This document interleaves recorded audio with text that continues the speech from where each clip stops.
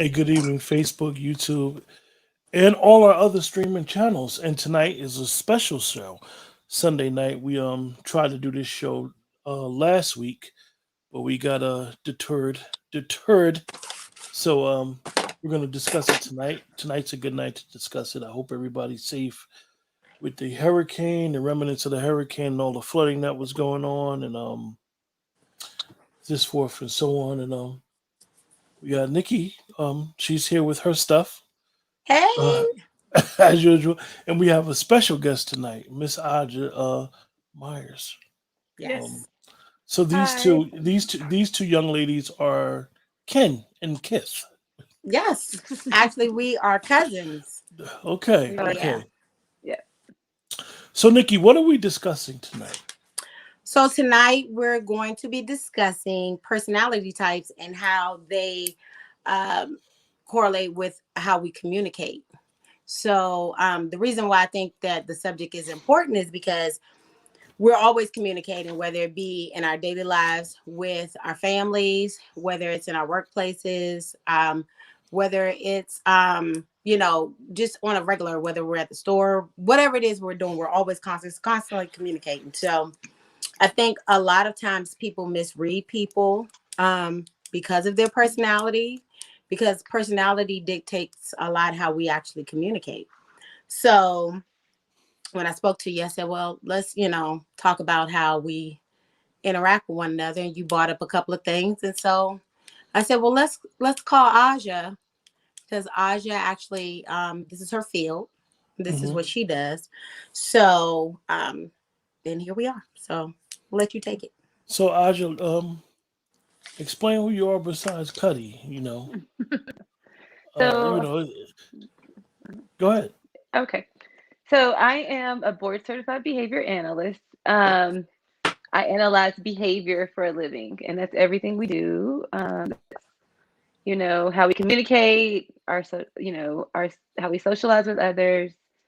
So, my master's is in science and psychology. I'm a therapist. I primarily work with individuals with developmental disabilities. But I specialize in like I said, communication, socialization, and behavior. So, and I always say like personality is always there first. Like that, your personality is who you are, and because of your personality, you are more likely to communicate a certain way Mm-hmm. or have a certain communication style. So, I guess that's what we're going to talk about tonight is Right. different communication styles I'm gonna ask you, and Aja, of but personality. with that being your wheelhouse, Yes.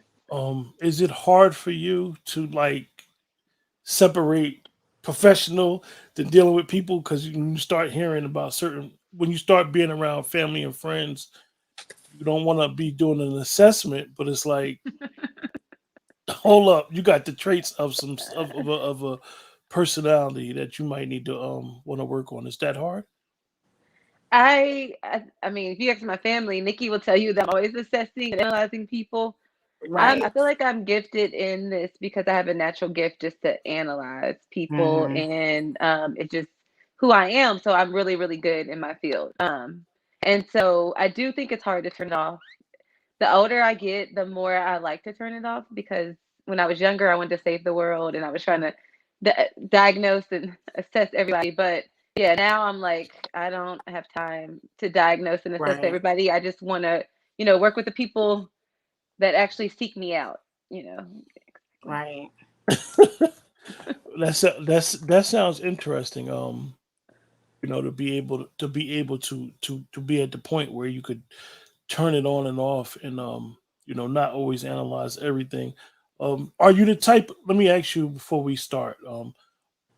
Are you the type of person that look at the analytics, or you like to do your own personal assessment first and foremost?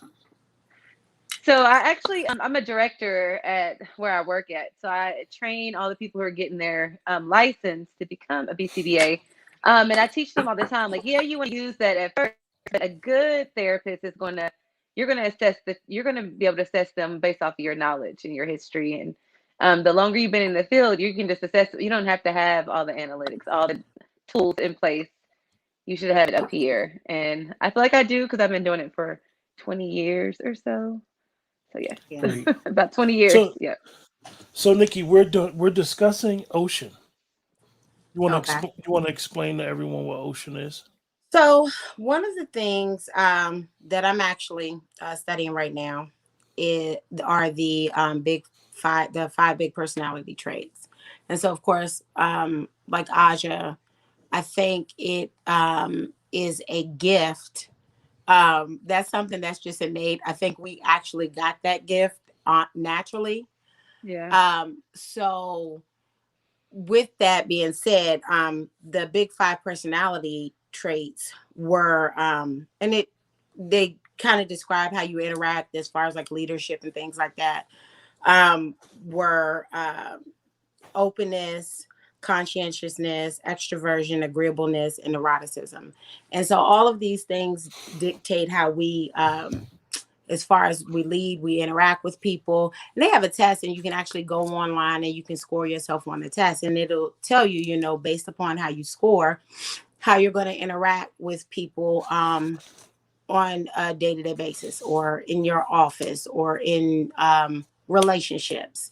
And so, like I always tell you, you and I always talk, we go back and forth, and everything that we do is about relationships, not a relationship, but relationship man and woman, but a relationship, everything, whether it's Hmm. the relationship with our kids, relationship with our bosses, relationships in general. So all of these things pretty much dictate, our personalities dictate these things. And so that was something that you had brought up that you wanted to discuss.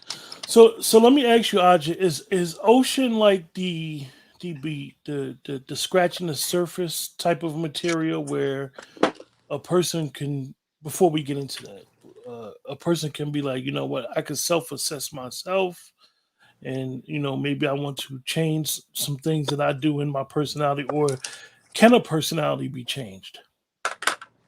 I think you can maybe shape it, but you are who you are. I think there's a lot of different personality tests or assessments that you can use out there.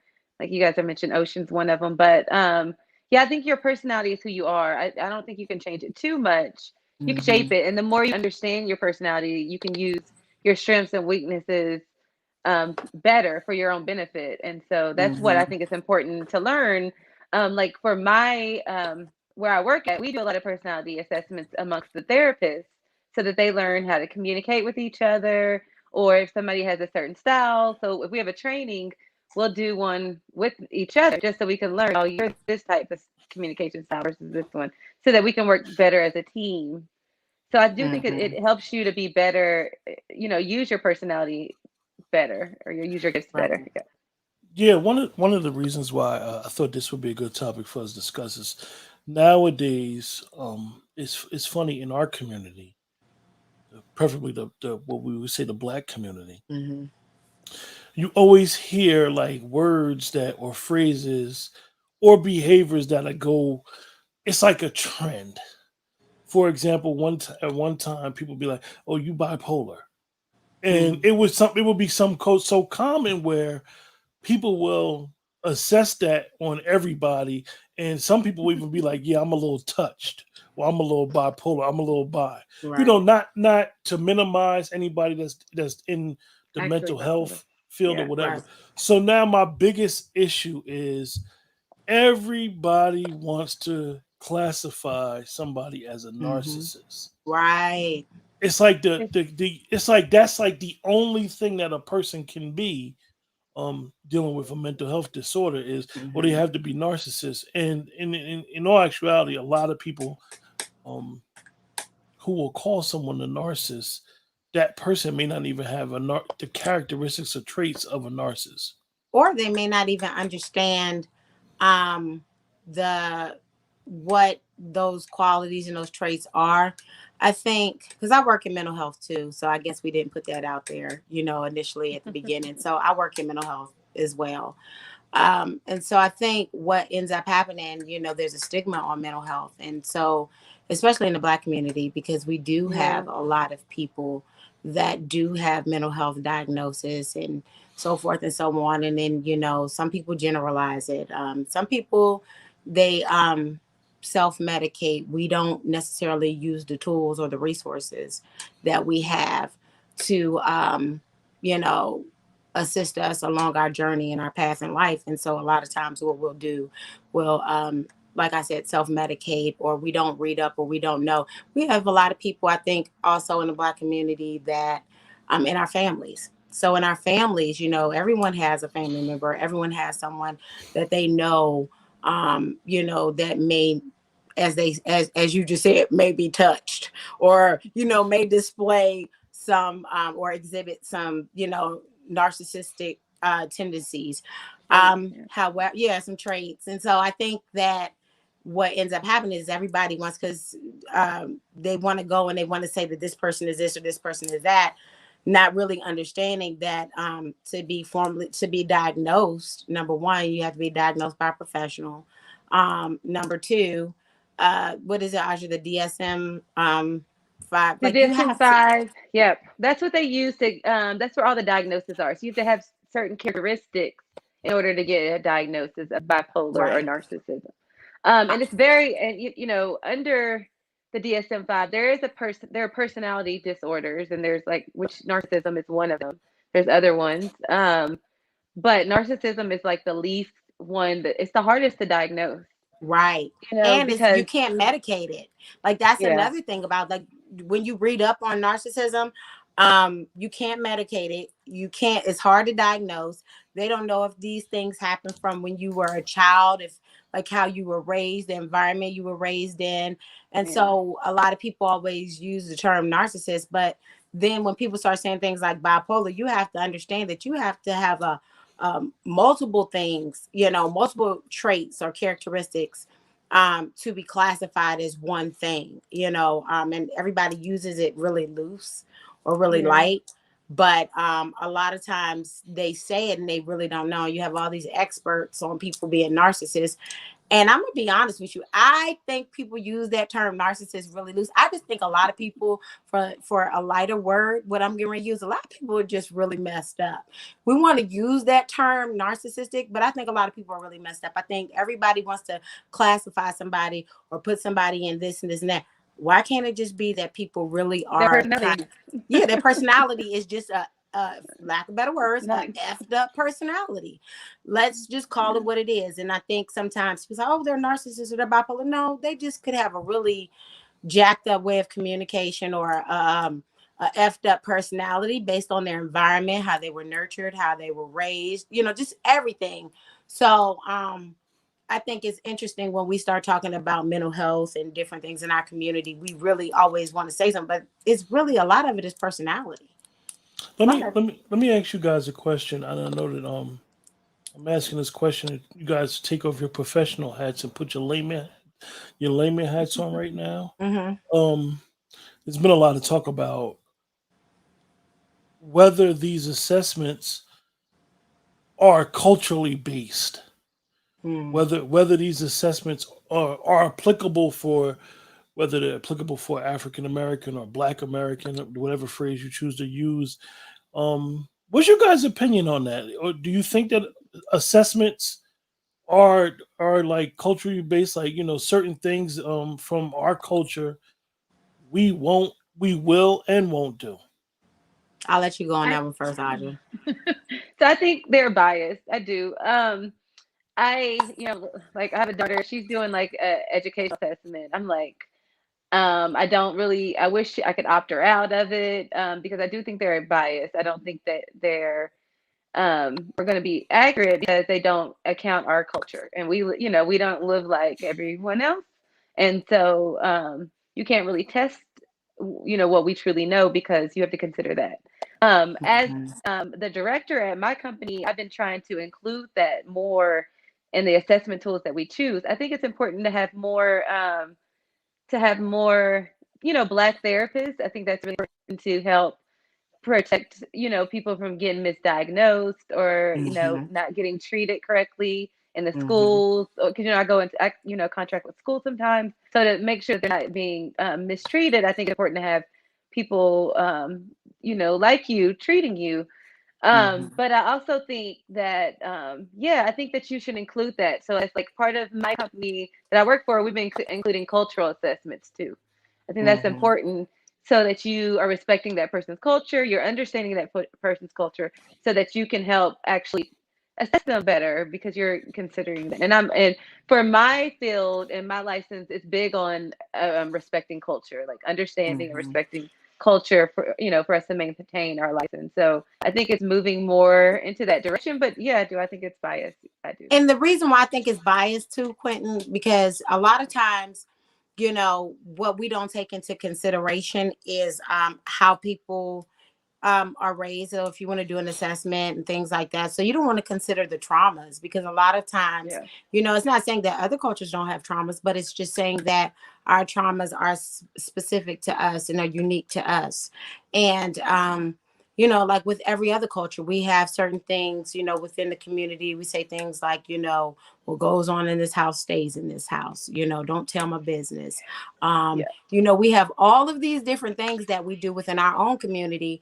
And so I think it's important to take all of those things into consideration when we start saying that maybe perhaps a child is ADD or ADHD and all of these things. Because what I Yeah. noticed recently, and I think it's so funny, it's a cultural thing. I was recently flying, and when I was flying, I noticed that it was some people in the back, and their child was asking multiple questions. They had all types of energy, and they were like, "Oh, asking all these questions very loud on the plane." Now, had that been one of our kids, they would have immediately, I feel like, would have shushed them, or because we're used to doing that, don't do that, whatever the case may be. And I said, no, they ask a lot of questions. They're very inquisitive. Um, they encourage those things. But when our kids learn different, or when our kids have a lot of energy, when they exhibit traits like they may be extreme extroverts, oh, you want to, get them on medication, sit them down, do certain things. So I think that this might be part of their personality.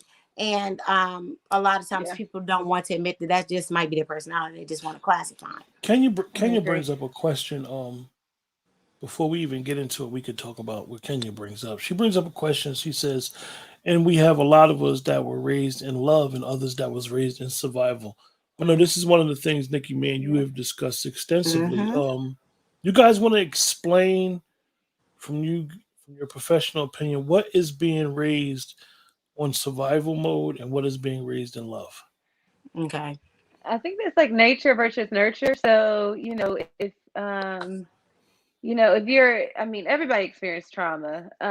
But, if you're experiencing a lot of, you're not in a nurturing environment where you're encouraged to communicate, like Nikki said, communicate, that you take a more therapeutic approach in parenting. That's, Mm-hmm. being raised in love versus survival, where there's some people who are like, they don't know if they're going to eat every single day. Right. They may be sleeping on the floor. Mm-hmm. Um, they don't know where their next meal is going to come from. They don't, get to take Mm-hmm. baths every night. So that's that They're what in we're talking survival about. mode. Yeah, That's a they're in PTSD. survival. So when, like I just said, you have these type of individuals, and so you have the survival versus love. So when you become an adult, you may have abandonment issues. So your personality may dictate that you are not open. You're not open to receiving relationships because you might be scared, based upon your abandonment issues, that this person is not going to be there for the long term. They're going to Yeah, be there temporarily. So I think a lot of times we don't take those things, our backgrounds, into consideration. And that survival versus love, when someone is loved and they know that they're grounded and they have a really good foundation, they don't have a problem coming to you and expressing to you how they feel, because yeah, they know that it's going to be received in love. Versus, like what I just said, if you don't know where your next meal is going to come from, if you don't know where you're going to live at that night, if you don't know if you're going to be sharing a house with 15 of your cousins, you don't know. And so that is going to dictate a lot of your personality when you become older. So in all of your relationships, whether it be work, whether it be your personal relationships, even how you interact with your own children, it is going to have a significant impact, your person on your personality. Because like I just said, a lot of us, it's PTSD. If you're in survival mode 24/7 versus love mode, so all you're concerned about is making sure that you have certain things met. And so you might have in some cases, people that are in survival mode, they're very standoffish, they're very stern, they're very matter of fact, get to the point.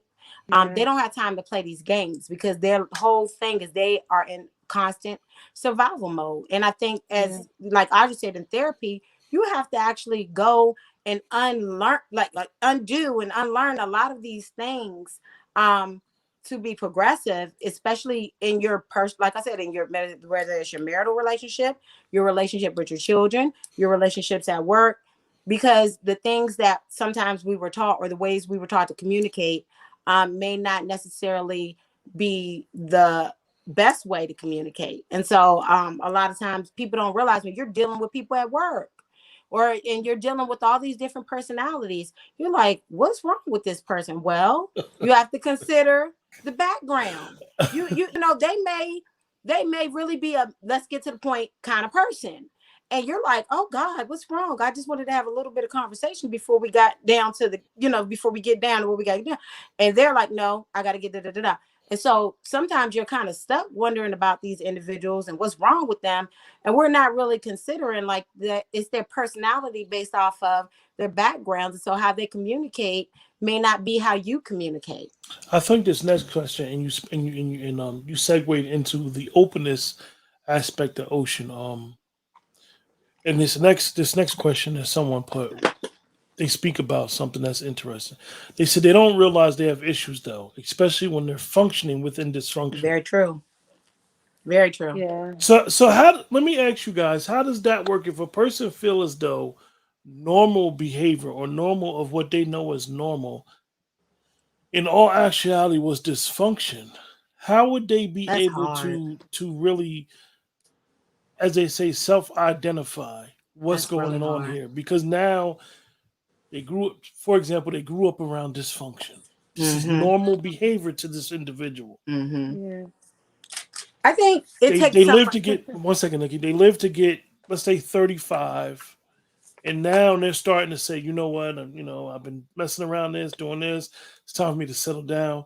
My career is doing good. It's time for me to focus and really try to share my life with someone.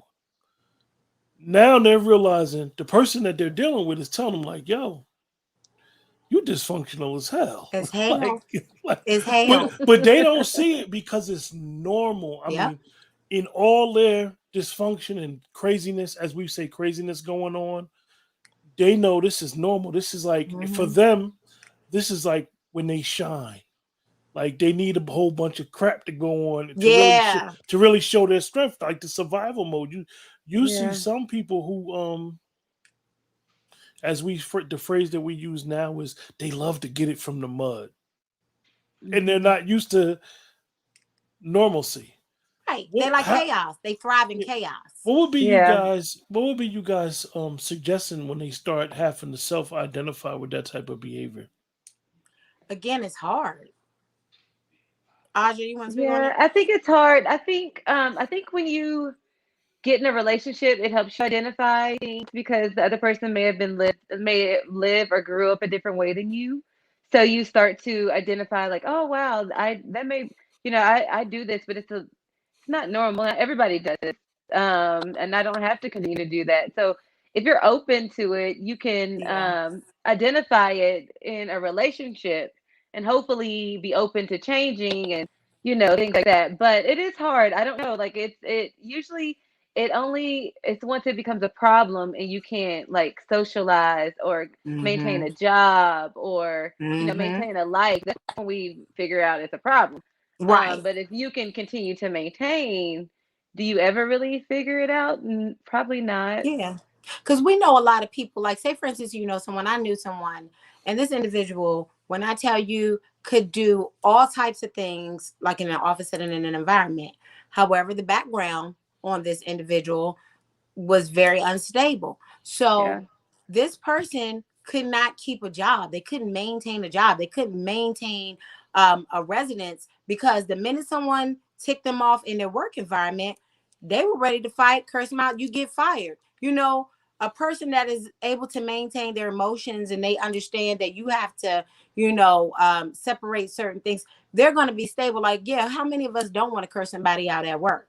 But the average person to say, I have to pay my bills, or I have to, maintain this household. So yeah, I might feel like I want to punch somebody in the face. However, the normal thing to do is to brush off or to deal with it in a different way. Let me go get some therapy. Let me do whatever, because this type of behavior, this part of my personality is, not assisting me in my life, because it's causing all these other problems. And so a lot of times people, they thrive in this dysfunction. They thrive in these things. It's something that they only know. I don't think until, and everybody doesn't do it, because I want to say the older you get, you're supposed to do it. But I think, what is it called? Your cognitive abilities as you get older, the way you think, the way you process things, your emotional IQ. Everybody doesn't have a good understanding of, because everybody harps on this IQ, your intelligence question. But what about your emotional IQ? Because you have some people that can get a 4.0, on a test, but their emotional quotient is like Which I really, think really that's the low. most. Yeah, I think that's the most. I say this all the time when I'm doing therapy. Having a high emotional IQ is way more important than having a higher cognitive IQ. So you see Right. people who are very intelligent, but they're homeless. They can't maintain a Mm-hmm. life. But you can see people go to college and maybe they were like C throughout college, but they have a high emotional IQ, so they can get some of the best jobs. They may not be the most intelligent cognitively, but emotionally they can maintain a job. They know how to conform. They know how to be, personable. So they're going to make it further in life than the person who maybe had a higher IQ, because Right. I think that's more important. That's how that's what makes success, What do I is they your say? emotional IQ. Attitude, not altitude, I or was attitude, and it determines your altitude, your attitude. Yeah, It's your personality. it determines how far you'll go. before we started the show, I was messing with you guys about your iPhones, and one of the this is honest though, Nikki. This is real. This is what I am a one of the peoples that I admired in business was Steve Jobs. Mm. And one of the things that Steve Jobs did, he had a commercial that was out years ago, and it was called The Crazies. Big famous commercial he did, and it was basically talking about the outliers.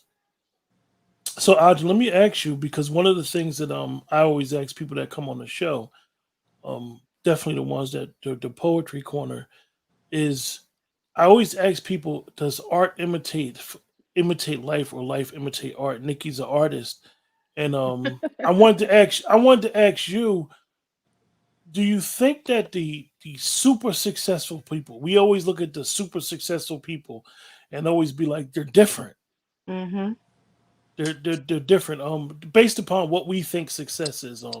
I think normal people are successful as well, but sometimes the ones that are up in our face on TV, the celebrities, and they have certain personality traits.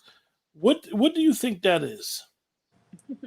Actually, what's so funny is that when I was working at a hospital, I had a kid who was showing traits of like sociopath. Like he was like burning animals, skinning animals, things like that. And so me and all the doctors all got together to do a study on him to prevent him from becoming a sociopath.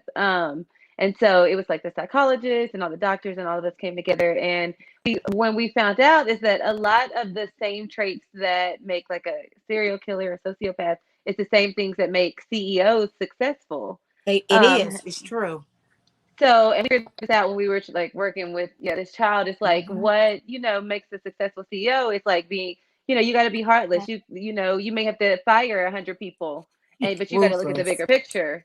Mm-hmm. A lot of those they have the same traits, but they've learned how to use it for good versus where someone like a sociopath will use it for bad. So what our goal was see if we could prevent this child from being a sociopath. Like could we direct him and shape him in a different direction? So It's kind of like it's interesting. Do, Dexter. do you Yeah, Remember think? Do you Dexter? think? yeah. Dexter's It out was to be Actors are great. Dexter's actually about to come back for a limited I time. right. So know. I it's know. kind of like Dexter. Like they knew that Dexter had these qualities and he had these traits, but you try to reroute it and put it in a positive direction, or you put a positive spin on it. And I think that goes back to that nature versus nurture. Like if you get somebody, if you get them at a certain point, and it's funny, Audrey, because I read an article similar to what she's saying about these CEOs. They got to be, you got to be ruthless. You can't have too many feelings and things like that. So they borderline, and they have a lot of like she said, sociopathic Personality tendencies. disorders. Yeah, they do. And you can't think, because if you think too much about everybody in the company, Yep, no empathy. yeah, and the crazy part of it, those, they make the best. Actually, now I'm looking over some things in business, and I think the models that we all thought were the best business practices, because we live in a different age and time, that's not always the best, but those are the ones that are ruthless, that have that. Yeah, but now we're learning, maybe some of those traits that those individuals have may not be the best, because they're also the ones at the top that, because of their personality problems and disorders, you cause them a lot of companies to be sued and things like that, because you don't display traits of empathy, you don't know how to identify. So your whole personality just might be a negative for the company. Like, yeah, it might be good that you have that business drive, but at the same time, and that goes back to what I was reading earlier. Sometimes some of these traits, like empathy, that's a hard one, but some other traits can be taught. So you can send some people to classes and things like that to learn some of these core traits that may assist them in their life, to be able to further progress. But a lot of times that core personality, I always say, you can't change, a leopard can't change the spots. You can teach them and they might be able to function just for a little bit, but I believe that core personality, all that stuff will come right back out. I mean, that's my personal opinion. I It's agree with interesting you. that a lot of these jobs, a lot of people don't know, when you take a lot of these job applications on computers and stuff, most of these jobs have these personality assessment tests within the application, and I'm quite sure a lot of people kind of like run through the answers sometimes, Don't think and you don't think and then it you then, matters. then you then you don't, like Nikki said, you don't think it matters, or you get asked the same question 3 or 4 times, put in a different way. I'm gonna ask you guys, do you guys think that is important for employment? I think it's a little discriminatory, because we have one at my Yeah, job. I think it's discriminatory. I think they should do it after they hire the person, because they should I use it agree. as a tool to train and assist. But I I agree. think if you do it prior to, it's a way of Xing people out. I agree. I'm not gonna lie, for my last one that I did, and it's funny because I didn't think at first, when I'm at the same company. So I did it the first time, and I was Uh like, oh, nobody's even like here come paying a attention guilty to this. pleasure. Yeah. Look, and my mom is in HR, and she was like, "How'd you?" I said, "I was half asleep. I was clicking stuff," and she was like, "No, they're really paying attention to what you put." So then the second time, when I went for a second position, I'm not gonna lie, I scored like a sociopath. I did. I did. I scored like a sociopath. But I mean, I understand business and how to get things done, but it's very important. A lot of people don't understand that they really do look at those tests and those assessments. I do think it's discriminatory, though. I Yeah. think that they should wait and do it after they hire the individual, because if it's done the correct way, there is a training tool within it. Because if you want that person, like, they may not be able to do some things, but you can use those training tools to be able to kind of mold the behavior or the skill set that they have. So I think it should just be used that, but it is a little discriminatory. I Audrey, let me ask you, do you think I that can barely hear you guys. could you hear me now? I can. It's going in and out. I may have to log in and log back Could Yeah. you hear me? in. Yeah. I can hear you now. Yes. Yeah. Let me ask you, do you think that the environment plays a big part on the personality? Because it didn't say that when I was doing the limited research. It didn't say that the environment plays a big part. I don't know. I think yeah, that's why they go with the nature versus nurture, like were you born this way, or I think it's both. Like I have a 1-year-old son. His personality, I've seen it, when he was born. But I do think you do mold the personality based on your values and your beliefs and things like that. So I think it's both. I do think it plays a factor on your personality. Let me ask you: do you think everyone needs a biopsychosocial assessment? No. No, no, Mm-mm. no, No. No, uh, honestly, some people no. may feel like a lot of times we you know to segue into relationships. A lot of times when the relationship go bad, people be like, "Yo, that joker or that chick, she was crazy. Like somebody Mm-hmm. should have told me." Like, you be so caught up in the disappointment or whatever happened that you just be like, "Yo, like they really need help. Like they sick. Like so they be what, Nikki, why you looking like that? Because that's how they been. They Because be no like, one knows anybody until they actually live with them. You know, that's the one Yes. thing about it. You live with somebody long enough, you know, like you don't know a person till you go and you live with them. And I think you start seeing behaviors or traits and things like that. And I think Yeah. that's a discussion when you're trying to get to know somebody.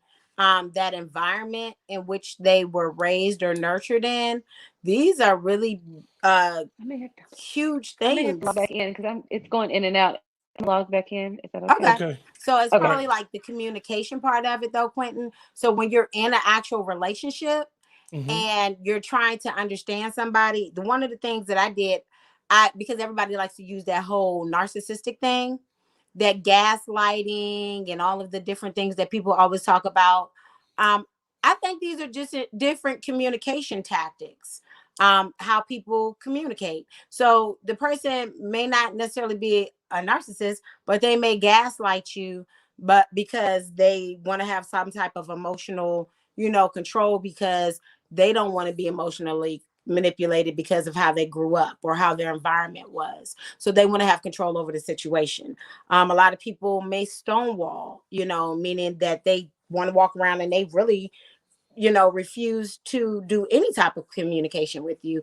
It could be because they do not like to, what is it called? They don't like confrontation. They want everything to always be peaceful. They don't necessarily want it to be, um, you know, always some kind of turmoil. And so we even spoken to the passive aggressiveness. Some people don't like the negative part of things, so they do. And instead of addressing things that may be negative, they may do it in a passive aggressive manner.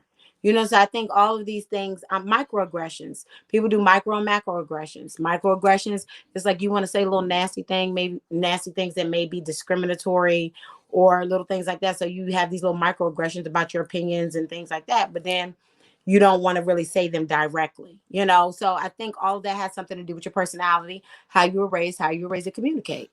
I think in our community, there's so many, which is funny. I'm about to say this. This is my personal opinion about what I see. Uh-huh. There's so many of black women are in the medical field, right? There's so many black women are in the medical field that as soon as they start learning about behaviors, Mm-hmm. they'll critique Mm-hmm. or assess their relationship or an ex or somebody that they intermingle with, and it's like, yo, what are you talking about? What do you mean? Mm-hmm. What do you mean? Mm-hmm. I'm passive aggressive. I think a lot of times, I think in our community though, what I'm learning, as I get, not all of us, but quite a few of us have a way, like when we have to express ourselves, because as black women we're taught to express ourselves one way, as black men we're taught, that you guys are taught to express yourself in one way. And so when you start having these relationships or these things on the job, not to mention all the things that we go through on a regular basis just being black, but we have a way in which we're taught to communicate. A lot of times as children we're not taught, you had the thing in the black household, is like you're seen but you're not heard. It's sit down, be quiet, kids don't get a voice. And so I think all of that shapes and molds our personalities, whether people, and it molds our relationships, it molds how we deal with people at work. And so again, it goes right back to getting therapy and unlearning, the thing, things that we were taught. um a lot of times, I know for me personally, I don't know about you, what I do is I allow my children, if whatever it is they need to say, just say it, but sometimes that's not the case. Growing up, it wasn't, you don't get a voice, and so you have to learn how to actually be, you have to learn how to redo all of those things all over again. But let me ask you: is I always find this odd. Um, Hmm. two people and Aj is back with us. Okay. Hi, Two sorry. two people. I'm going. You good? You good? Two people and Aj. You can speak about this because I know that your wheelhouse definitely is the children. Yes. Two siblings grow up in the same house. One views it as an euphoric environment. The other one views it as I dysfunction. love We're laughing and smiling because we understand exactly This what is you're no saying. this is interesting because it. when does that thought process happen within the child?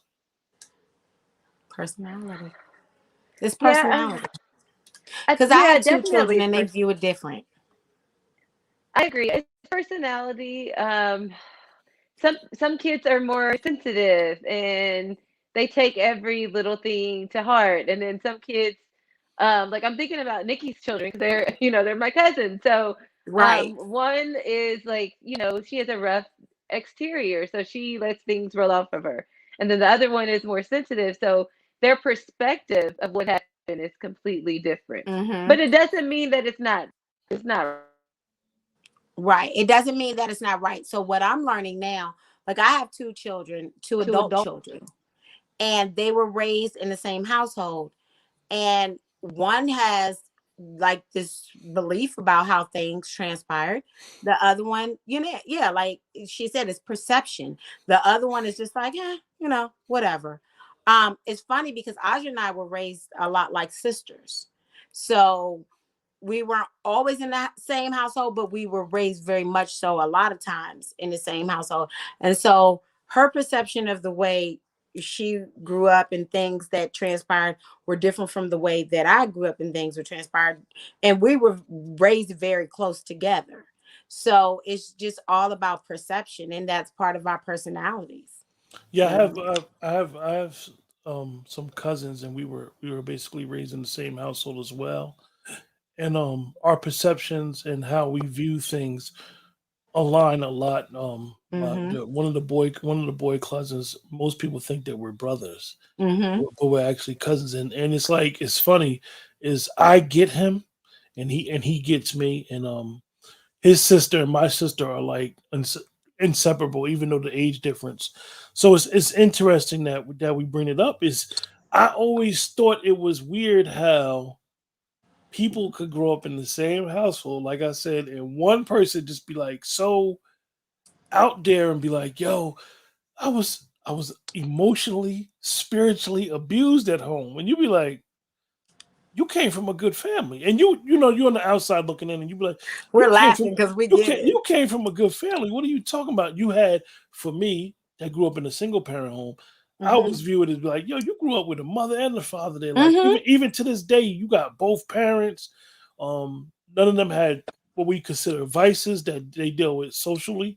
So like you'd be like, yo, you had it good. But their view of it is Totally different. sometimes like you don't know. You don't know what I was going on. An example I can give you about this: our moms are sisters. They're night and day. Night and day. They have two totally different everythings. They're like night and day. They're similar in a lot of ways, but they're also like night and day. Um, and raised in a household, good household, both parents, but night and day, their perceptions, the way they view things, the way they do things. Some things are similar because I think a lot of that is like that DNA that you just can't, because it could be mannerisms, it could just be some things, even the sound of the voice. It could just be that those things they're not gonna change. But then you have perception and you have, environment. Because like once you leave your parents' household, your life experiences are going to shape and mold you different, from your so I have two daughters. So their life experiences are going to shape them differently. And so that's going to actually create a lot of their personalities. And I think again it goes back to whether we have it's and it's also how we deal with things, because sometimes people don't have a good coping mechanism and how they actually deal with life. And so you either have to learn, in our household, it's a lot of women. We got all women. And so one of our things, and it's, I know a lot of Black women, but in ours, it's like either you sink or you swim. That's how we were taught. Some people weren't taught, okay, you sink or you swim. And some people crumble, in the face of adversity. But then you have some people that were taught to be resilient. And a lot of that, you can teach that. And then some of that stuff has a lot to do with your personality, because some people go into deep depressions and they never bounce back. Audrey, could you speak about that? What I just put on the screen? Some people just get the bad genes.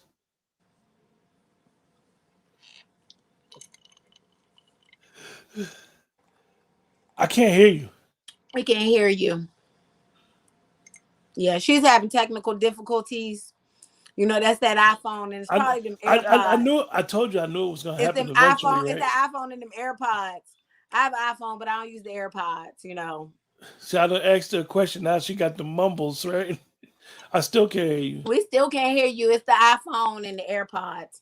But genes play a lot in it. A lot of people don't even pay attention to when you have kids with somebody.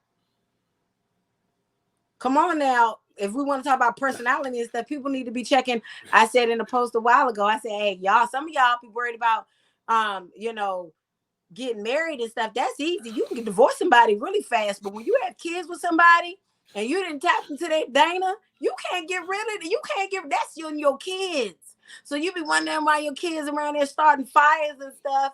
And part of that is because it's in their DNA. A lot of people don't pay attention to that. Your DNA is your DNA. You definitely stay loaded with the 12 gauge, ready to just come out busting, huh? Listen, I was a fire starter and a biter. So I'm just telling you, my DNA is something different. All I'm going to say is, you better check that DNA before you decide you want to have stay loaded with you stay loaded with the 12 gauge shot. Let me tell you something. Divorce is easy, but you'll be attached to the person you had kids to for the rest of your life. For the rest of your life. So when you start when your kids start exhibiting certain behavior traits, or when they start doing stuff, people don't pay attention to, like, the grandmothers. What did the grandmothers have? Depression? Did the grandmothers have schizophrenia? All that stuff. And they're wondering why the kids, start doing some of these things. It's because it's in their DNA. They got bad DNA. They got bad DNA. And listen, I don't care what you say, bad Quentin. DNA. It's bad DNA. Like my grandfather used to say, you cut from a certain type of cloth. So you got to make sure that cloth ain't no raggedy piece of cloth. So when you start laying down and having kids with people, you want to know why little man around here banging his head on the table. It's the DNA. Really, Nikki? Really? It's the DNA. Come on. Nobody's going to admit that. But you don't want to, certain things like maybe they come from a long line of, and I'm not saying this like in a bad way because everybody starts getting offended. You can't say nothing no more to nobody. But like maybe they got a bedwetting history. Like everybody in the family got these bedwetters or something like that. All of these things, the things that the kids do, they might be cutters. They could be anything. You don't have to, it's the DNA. And you listen, I exhibit so many traits from one side of the family. My mother sometimes will say, I don't know where that came from. It's in my DNA, shit, and it's natural. It's natural. It's not gonna change. Like I said, I'm a biter and a fire starter. Yeah, I sorry, I'm having trouble with my camera. It's the iPhone. It's the iPhone. It's so funny because I do work with children. I do work with adults too, but primarily children. And when I'm working with children, I'm like, oh, you can see where they got it from. You see it. You typically can see it in one of the parents. So it's definitely DNA. And if the mom and dad got ADD, definitely see. They didn't have that back then. They didn't assess people. No, what they used to say was you had a short attention span, and I'm saying this out of personal experience. I like this statement. Some people weren't taught anything. They just grew up and they weren't raised. It's true. I mean, do you think that, like we see, we're from as I always say, and Nikki get on me about saying it, we're from a certain age, and we were from the age group of when you're a child, you better be as quiet as possible when grown folks is talking and grown folks things is going on in the house.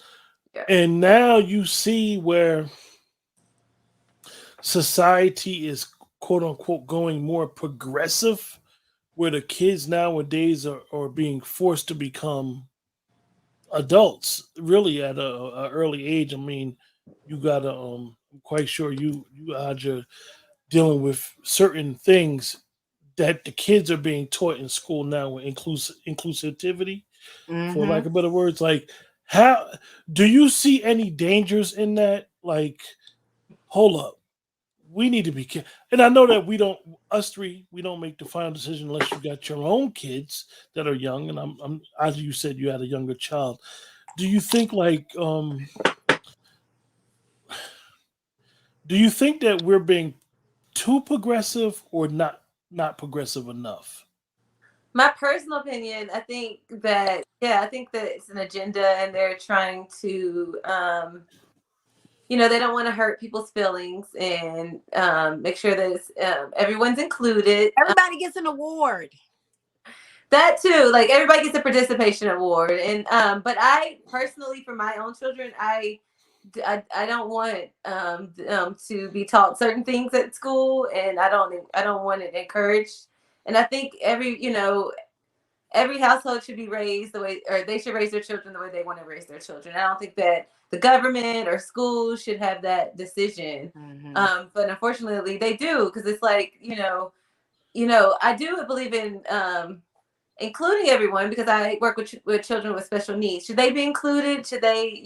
I think that's very important. Yes, but I think that I want to I want my children to know certain things that I want them to know, like based on my values. Mm-hmm. And I think now it's like it's open for everything. Like everybody has to be included, and if you don't, you're hurting their feelings, and that's You know, not. for me and Nikki, I guess we have older children, and until we get grandchildren, hopefully no time soon. But anyway, to our Mm-hmm. it's kind of like a catch 22, Mm-hmm. because it's like, damned if you do and damned if you don't. You want, Mm-hmm. like, I had a discussion with some people about critical race theory, and it's like, critical race theory, we was taught about real history at our kitchen table. Like, we wasn't taught this stuff in school. And it's like, okay, you want to allow it in, but even if you allow it in, it's not going to be taught truthfully and correctly. And Yeah. it's kind of, you don't want the kid or the child to be burdened with so much stuff where they're still in that quote unquote developmental stage, Yeah. where now you done shape this person's personality or shape their way of thinking. Like, because I know back in the day when they told me when and I'm veering off subject a little bit, but I'm just thinking about something I was told as a kid when Roots first went to the movie theater, when my uncle and them was kids, it was hard for them to take the movie Roots and understand it's a movie teaching about some history, and then going to school and dealing with white people Mm-hmm. after seeing this movie. It was literally Mm-hmm. fights in school the next day after Roots premiered. Right. After the first episode premiered, because it was a mini series. So I think that, and these were high school kids at the time. So I think that when we discuss dealing with our babies, the younger ones, you got to be very delicate and careful with how they process things, because they all process things different.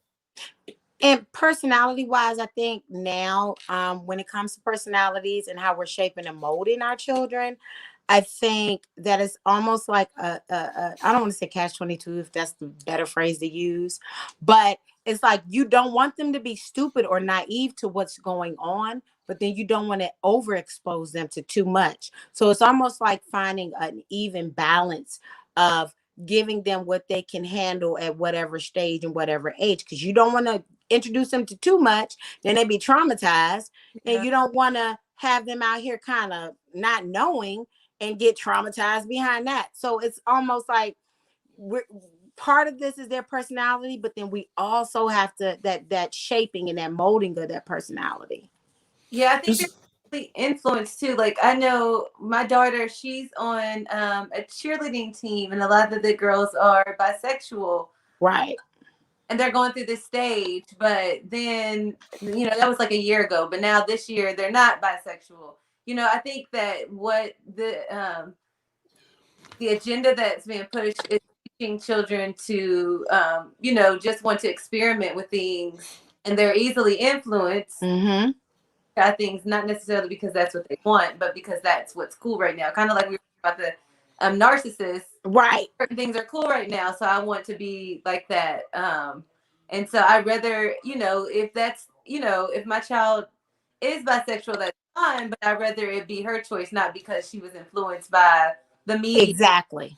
I think that and we done definitely veered off to a subject that may be more important than what we were going to discuss, because I think that, not for lack of better words, we don't fear what our kids were doing, because Mm-hmm. our kids are going to learn basically from their own experiences, then come back to us and be like, Right. oh no, this happened. And as a parent, as they get older, your teaching methods are a little bit different. um but one of the issues, like you said, is knowing, as adults, we understand um target market, we understand agendas, we Mm-hmm. understand, okay, they placed this commercial at this time, during this time period, during the day, because the target audience. Mm-hmm. And being able to see it, which, as we say, with our third eye, be like, "Ugh," but our kid has to go through it, and they have to be able to make a decision that they think is best for them at that particular time. I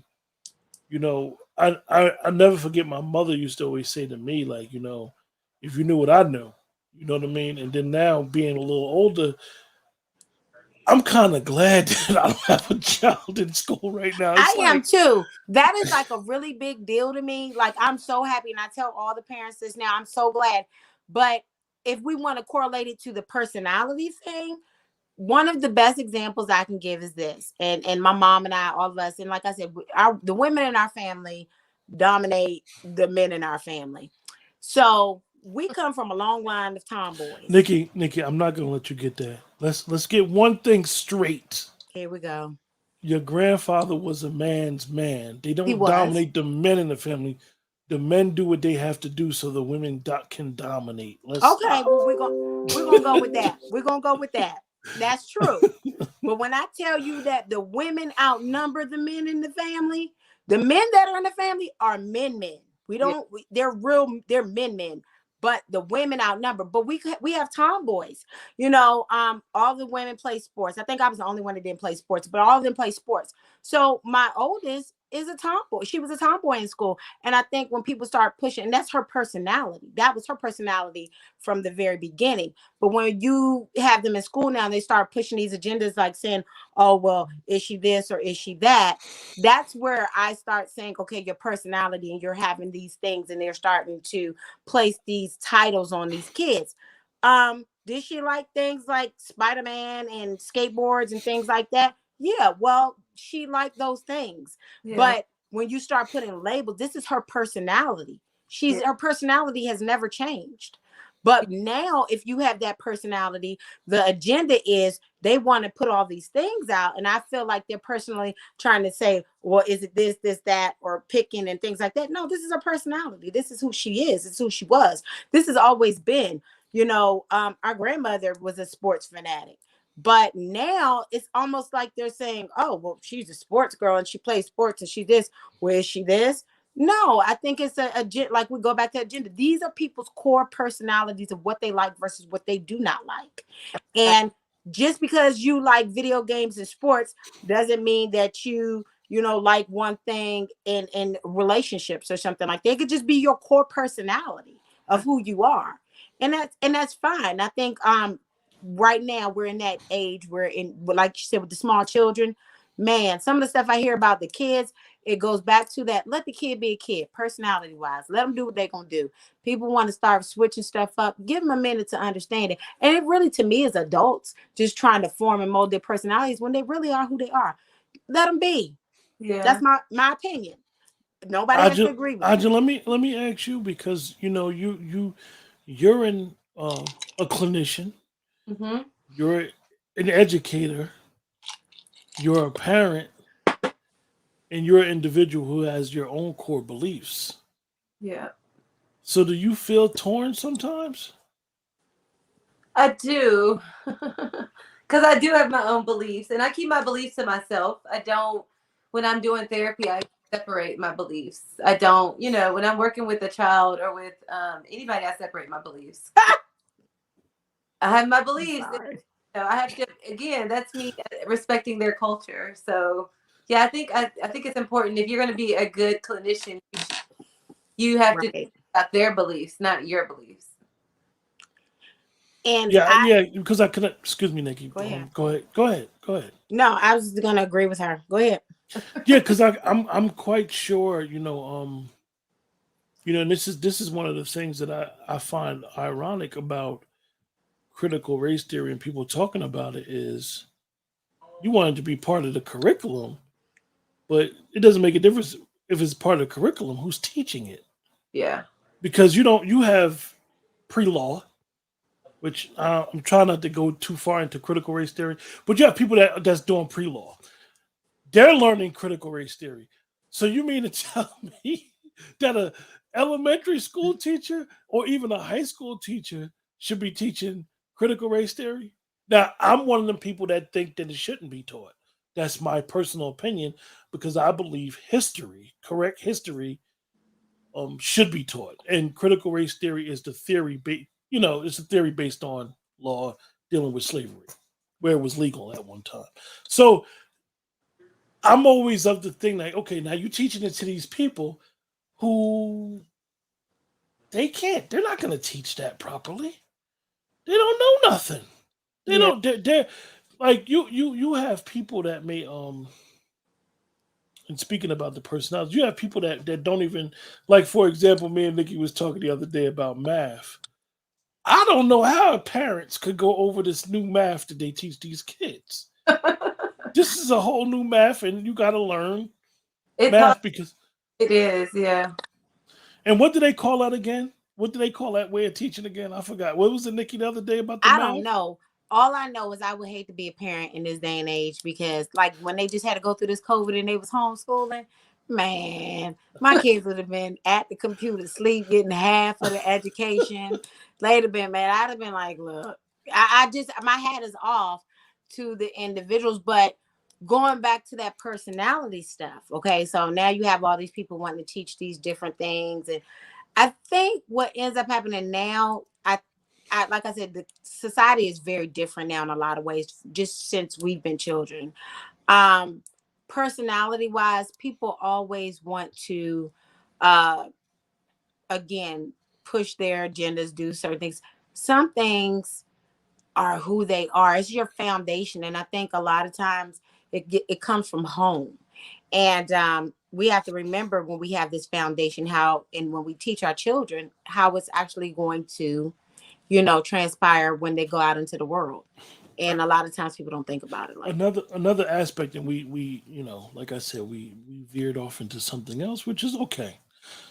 Um, you hear a lot of people talk about that they're introvert, That's true. and they really be an extrovert. That's not true. That's not true. If you No, take no. the assessment says it's where you gain your energy from. So I can speak on that because I am a true introvert. I come across at times as an extrovert, and these are I'm personalities. calling foul ball on that one. I You're am. not I'm an only an introvert. extrovert around my family and people that I'm close with. But it's and they give you that, the Myers-Briggs test, and whether it's in your jobs or people take them and they do that because when you're in these group settings or you have to do these work projects, they want to see how different people are going to interact with one another. And so when you start giving these tests and these personality tests, you might see someone in the group might go full throttle and someone else might pull back and someone might take the lead and someone might find the information. So it's important to know the type of people that you're working around. It's also important to have what did they say, self locus. So you got to know your own self. You have to know yourself because in those settings somebody might wait for me to take the lead because they might think that I'm an extrovert, and I'm going to tell you flat out, nah, you got it. And believe it, and I don't even like group projects. I don't like doing nothing in groups. That's my personality, because my thing is I like to lead. If I'm a lead, I'm a lead, but I don't like, so you got to know yourself. You got to know when you're in these work environments. You have to know, when you're in relationships. All of these things dictate how you communicate. Because someone that's an extrovert might say, hey, let me holler at you for a minute. I didn't da. Someone that's an introvert who may not like to deal with confrontation may pull back. And if you're in a relationship or you work with that person, give them some time. You may have to go to them later, so all of our personality traits really dictate how we communicate. I don't like confrontation. I don't. I mean, it's one of my things.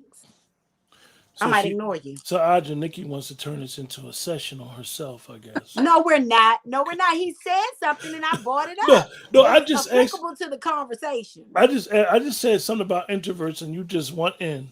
But I went into the subject, so it was applicable to the subject. So saying that's how we communicate as individuals.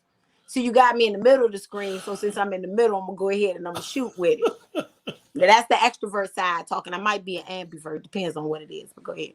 Yeah, I think you are, because I think she's like, sometimes Nikki is very outgoing, and then there's times where she doesn't want to be in the center of attention. She doesn't want to talk to anybody. She shuts. I'm definitely an introvert most of the time. I think you go back and forth. Mm-hmm. Yeah. Mr. Ford. Yes. I don't know. I mean, What do you? That's that Gemini you got to go on. Don't do that. No, look. And that person knows me very well. Whatever. That's the duality. She's right. No. The thing is, I don't think I'm not an introverted person. I'm just more private with. I'm actually private when I'm around people that I do know. When I'm around people that I don't know, I may talk a little more. Conversate with people. Yeah, it's an interesting thing. I'll conversate with people that I don't know, but when I'm around people I don't know, I mean people that I know, I could be laid back. I mean, Nikki, we just a whole different set of circumstances. We talk now regularly, so that's different, and it's always shooting ideas and shooting, right. thoughts, and just a matter of it's an interview. We're interviewing each other every day, right? Yeah, basically picking each other's brains. But I think if we wouldn't have originally had the personalities that we had, if I wouldn't have had the personality that I had where he saw, I think it's one of those things where your personality will always dictate how you communicate. But sometimes it'll throw people for a loop. So yeah, I definitely think, like I said, you got some stuff on the screen for you. I've seen both of y'all cut up. Stop it, Aja. I mean, we're family. That's different in a family setting. That's way different. You may need to be on someone's couch. I already know. See, I've already done that work. See, anybody got to tell me I got a good self-awareness. But I think that's important too. It's important to know. But let me ask you, we speak about that, Nikki. Being able to and Aja, I want you to answer this. I approached Nikki about some things, right? And I never heard her talk. I really didn't know her personality like that. I asked y'all cousin, our people, about her. I was informed about her. I got all the information I needed to hear. And then when I reached out to her, we had a little text conversation. Then when we finally conversated on the phone, it was like, for me, it was like, bingo. This is the perfect person. I'm gonna ask you a question. Like, I didn't see the person that I was looking for though. It was no telltale sign. And I'm still learning the personality. Because it's gonna switch up again. It's gonna switch up again. I mean, I am who I am. It's gonna switch up. But the core personality is they said the person that said you need to sit on somebody's couch, man. I meant the host. They know me too well. They know me too well. No, they said they talking about me, I guess. Oh, you never know if I sat on someone's couch or not. Oh, Shots fired. No, but I'm someone that do believe in mental health and do believe that everybody needs to talk to somebody. Everybody Mm-hmm. needs that springboard. I Um, every, I mean, if it's not professional, I believe that everybody. Mm-hmm. Nikki knows that I'm a big proponent of everybody needs somebody to vent, to talk to shoot ideas with. You need that springboard so you could be like, okay, am I doing this right? Am I doing this wrong or whatever? So let me ask you, Aja, before I got interrupted with that, Don't do that. was what is it about the law of attraction dealing with personalities? oh, I don't know. I think my personal opinion, 'cause that is a little bit outside of my area, but I think you attract the opposite usually. You don't think so, Nikki?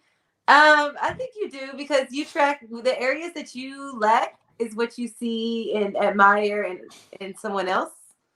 I don't know. So like if you look at the different communication personality styles that we looked at, I think I'm more me and Nikki was looking at it the other day. I'm like more of a director thinker. Like I'm very like goal oriented. When I talk to anybody, I'm like straight to the point. I don't want to like hear all the fluff and all the details. And then um my significant other, he's more of a socialist, so he's like he wants to hear all the details, he wants all the information. So where I lack, he does well at, because he is Mhm. he's an extrovert and I'm an introvert, so I feel like he'll go out and talk to anybody. I won't. So I think in general you tend to attract what your opposite, because you admire what you don't have. But I guess, Nikki, you think differently. I think depends on what type of relationship. Now, in a work setting, I think you need all types of personalities. I think that in a work environment, where a person may be an organizer or an executor in a business, and this is a training that I took. So when you have these different components, like I'm an ideas person, like I score high in ideas. Execution is like a major, like if you know me, I'll give you the ideas, but I'm gonna give you the ideas and I'm out. So that's part of my personality. I can come up, you give me a string and a piece of wood, I'm gonna come up with something.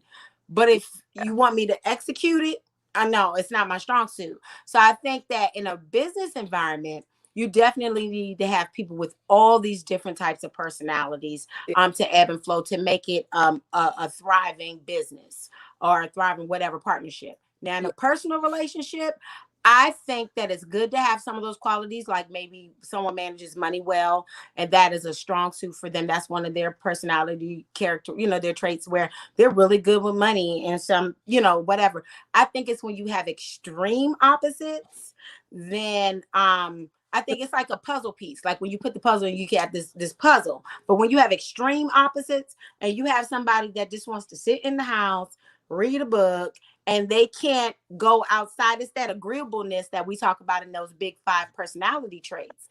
You got to be agreeable to some things. You got to be open to something. So if you have someone that's not, or they score really low on that agreeableness in a relationship, nah, you're going to get to the point. You be like, look, I ain't going to keep asking you to go jump out this airplane with me. And so it just, you might find ways to compromise.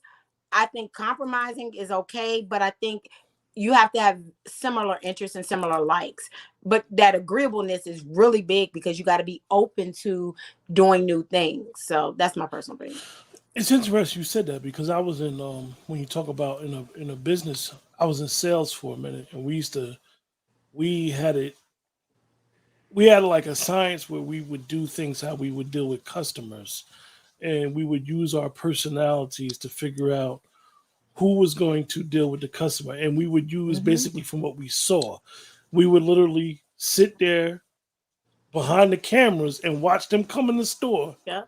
before one of us would approach them, and we just see how they dress, what they, what the first thing they go look at in the store, and we would it was really successful business that I was in the sales during this, and we would use that as like our gauge. Mm-hmm. Somebody said I sold cars. Interesting. It wasn't cars. It was actually furniture. Yeah. But But you got to know. I mean, you can gauge, but sometimes a person's personality may be different from their overall view. And again, when you're dealing with sales or when you're dealing with people out in the world and in the open, your personality and how you communicate. So you come across this person when you get ready to go sell to them and they look a certain way and then they stonewall you. They just don't really want to have much to do with you. So now your personality has to switch and has to be able to say, okay, well, some people can't do that switch. Some people don't know how to communicate in other ways. So I think we have to learn these qualities sometimes, and it has to be something that we have to be open to learning. Yeah. so do you think that Aja, I know I asked you about the law of attraction. Do you think that the law of attraction is only applicable in a personal relationship, or we should use that? You can use those principles with all relationships. I think you can use those principles with all relationships. Yeah. Um, yeah, I think that in even in business, like I have what I call like my business wife or whatever at work. It's like we work as a team, we complement each other.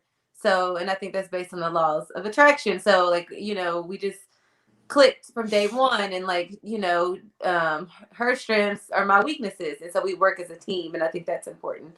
Yeah. And then I also have friendships like that. I don't think it's in your personal relationship.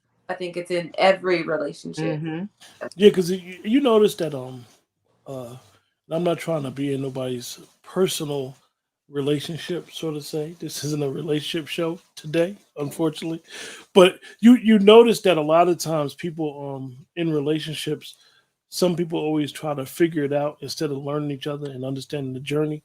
Like how are you going to you just met this person 2 years ago and you expect y'all communication to be on point like you two. You two are cousins by genes, but you two are sisters. Y'all know basically what the other one is thinking without words being said. So I think that a lot of times in relationships, people try to move too fast. We're trying to learn the person instead of just it takes time. But we have tools now. I don't think that it always takes tools. Like, for instance, if you start looking at the five love languages, they also have one for your workplace, how people communicate in a business. So, what is it? Your five work love languages. I can't remember what it is, but as a team, one of our teams, we did that book. So So, Nikki, let me cut you off. go ahead. See how I You communicate? you meet somebody and you start talking about, well, what do you think about the five love languages? That's too early. Like, come on, man. We're not even going to get started in the I'm beginning. I'm just asking because a lot of times people will um go a little too fast, so to say, and not get to know the person and let them see how they react, see how they react dealing with people outside. Like you said, Nikki, you don't really get to know somebody until you live with them. You don't want to live with everybody though. But And that's when you learn people in depth. Like we some that's depth.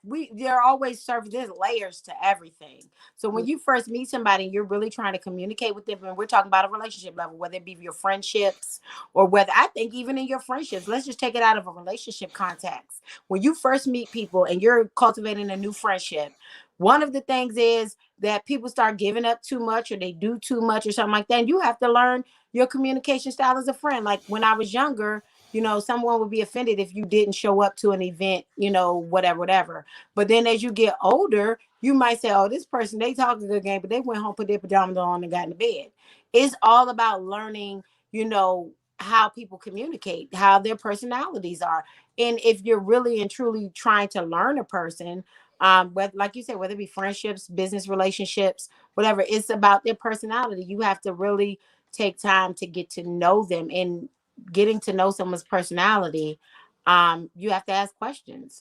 Once you ask these questions, you have to be open to really getting the answer. It may not be the answer that you want, but in friendships, we ask questions, because everybody ain't for you in the beginning of a friendship.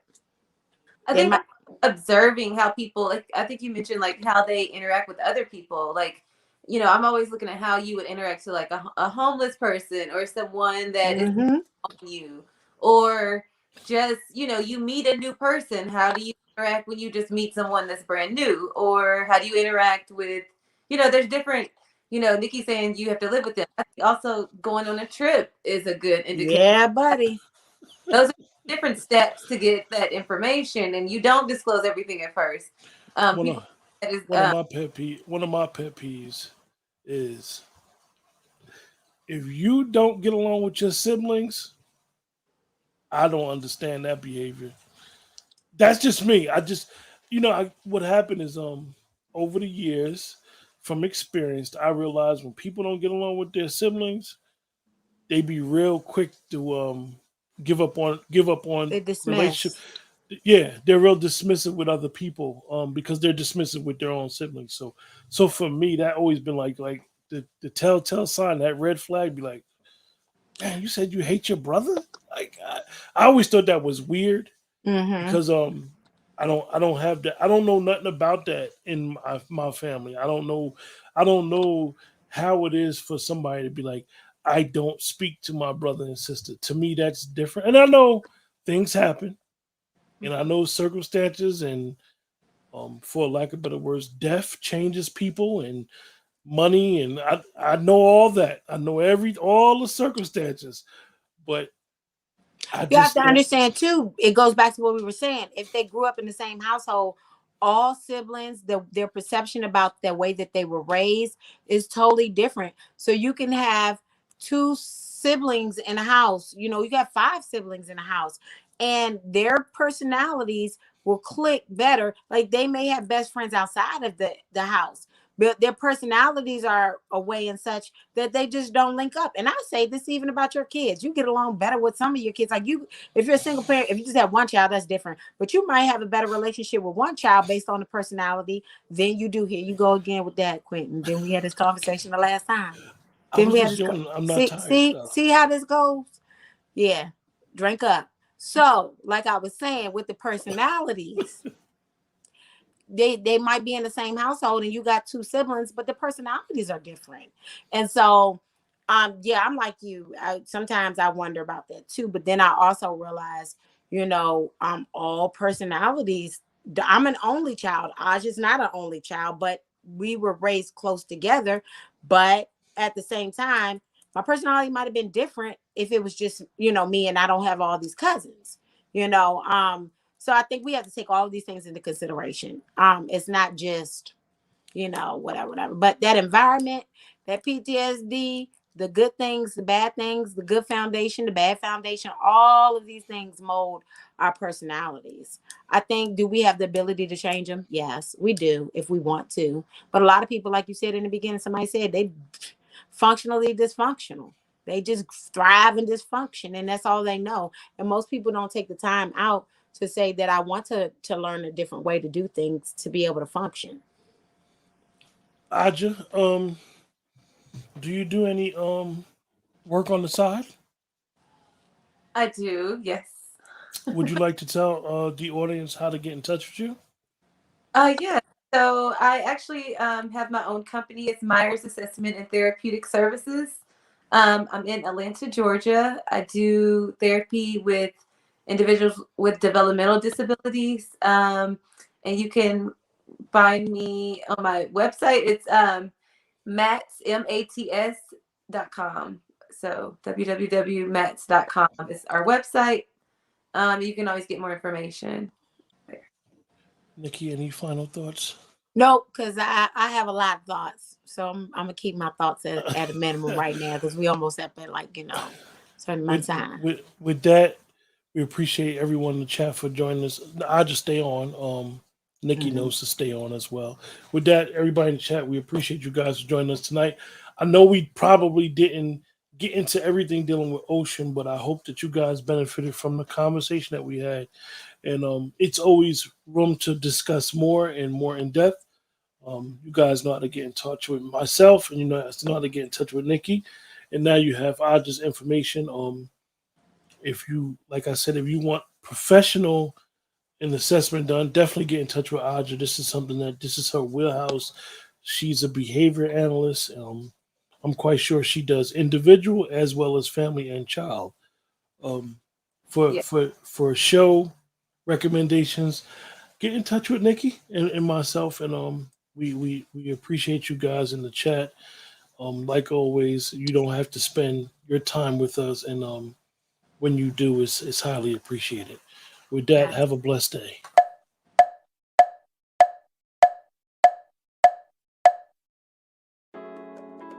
Thank you for listening. We hope you enjoyed today's show.